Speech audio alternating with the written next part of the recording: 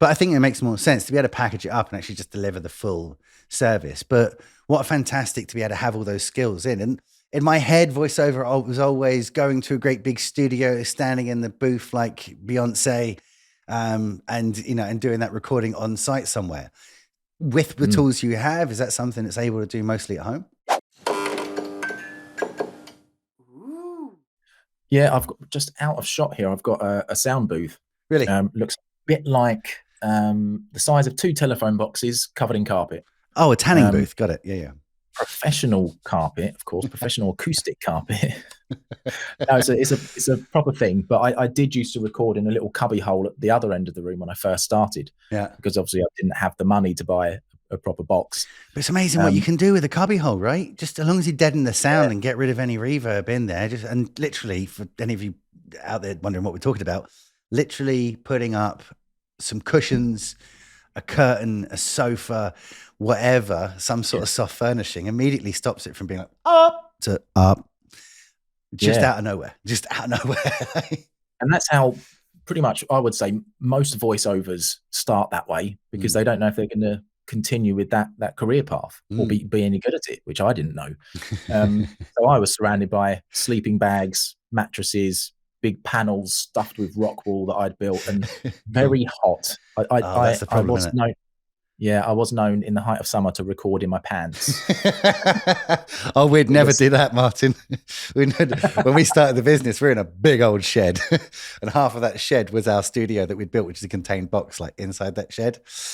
And some people worked in there. It's too big to we had 5 people working in the shed. So some people worked in there, and every now and again you just have a door open and be like, oh my God, did we close the door? He's like, big t-shirts, round heads, like tubs of Arabia. And that's the problem with homemade studios, isn't it? Is where you don't put in the aircon. Yeah. But isn't it amazing? You can actually get the same level of like audio quality that you and I were desperate to get back way once upon a time when we recorded the first thing we recorded and had to go to a real studio to do it. Yeah. And now you grab a decent mic, you grab a Zoom, H whatever, and you're recording. It's happening. So you can just. I often think back about the demos we recorded outside of a proper studio when I was in bands, and think, oh man, if only I'd have known what I know now, how to do it properly. But you know how it is. It's bands do what they've got to do, don't they? And Tony, my co-founder, found it kind of the other way. He kept saying, he was like, it's just voices. It's just voices. This is great. It's just two voices. One's a voice, the other's a voice. They don't talk over each other that much. Like, it's brilliant. They're on 2 tracks. Because we come from the school of before microphones and recording became easy. Like if we're recording a drum kit, there would be 15 microphones on it. Snare, hi-hat, tom, 2 overheads, bass drum, things catching like further back. Whereas now I look at real professional recordings and I'm like, 2 mics, huh? 3. There's 3 mics. Wow. Really? Yeah, we used to have like trackless like that, 16, 17 tracks, and it's just okay, great, wicked, and have to put it together. 2 days to set the drummer up before you could start recording, and they took up half the mixing desk. Like, sorry, we can't do harmonies on this. The drummer has extra toms, But every time then when we were working on new projects, Tony was like, who had edited, produced our albums, was just like, it's great. I can spend like an hour on both voices and they sound incredible as opposed to spending 5 weeks trying to get everything to sync into each other and panned across everything. Certainly a lot easier than it used to be. So when did, after you've been in it 3 years, started in Cubbyhole, when did you find you're able to make kind of the jump up to do an upgrade, get the better mics, get the better bits and pieces? Yeah, it was probably, I would say maybe 18 months to 2 years after I first started getting work that I took the leap, because it got to the point where I was getting too much work to continue in the cubbyhole, right? Because it was kind of a throughway to another part of the house. I could only really record at nighttime when everyone was asleep, gotcha, or out, and I had to set it up and take it down every time I needed to use it. Oh man! And when you start to get more work, that becomes pretty much, well, it was impossible. Especially if you're trying to do something exciting in the middle of the night. And welcome to the next show. And there were times where I was doing jobs that involved things like, you know, dying and things like that. And I was thinking about my neighbours, thinking, oh my God, I hope I don't find the police. Mr. Whiskin. So, I think it was, when was it? End of 2020, end of 2020, I got it. And I love it. I love being in there without anyone else. That's the thing is, we had the same thing, moving up to like the next steps of being like, this is cool. And we used to record everything on, you know, the microphones we had. And then we moved up to some nice condenser mics. And then, you know, we moved to like more for purpose, actual vocal mics as opposed to just microphones, I guess. You know, we used to have like 2 pop shields on and the thing as well, just to try and stop the P's and the D's happening. Then sure, bring out this mic and it's all done for you. But it's kind of, it's incremental. It's so easy to go out and just buy all the new toys. I want that mic and this thing. What mic does Joe Rogan use? I want to use that straight away and start talking about DMT and deprivation. It's a little one for you, Michael Vale. That's what you posted earlier. So, but you know, we all want to do that and, you know, and just spend the money and spend 1,800 quid on a wonderful mic. And but I think it's well worth doing the increments, because when you finally then, you know, that day after you've built it and it's done, or like 3 weeks after, and you just walk in one day and be like, this is where hang on. Yeah. This is where I work, baby. Yeah. Love that. I still have those moments every now and then. I'll stand in there and think, this is quite cool that I've got this. How have I got this? So reality moment. Like, am I allowed in here all the time? Like, is this mine? Oh my. Sleep in there sometimes.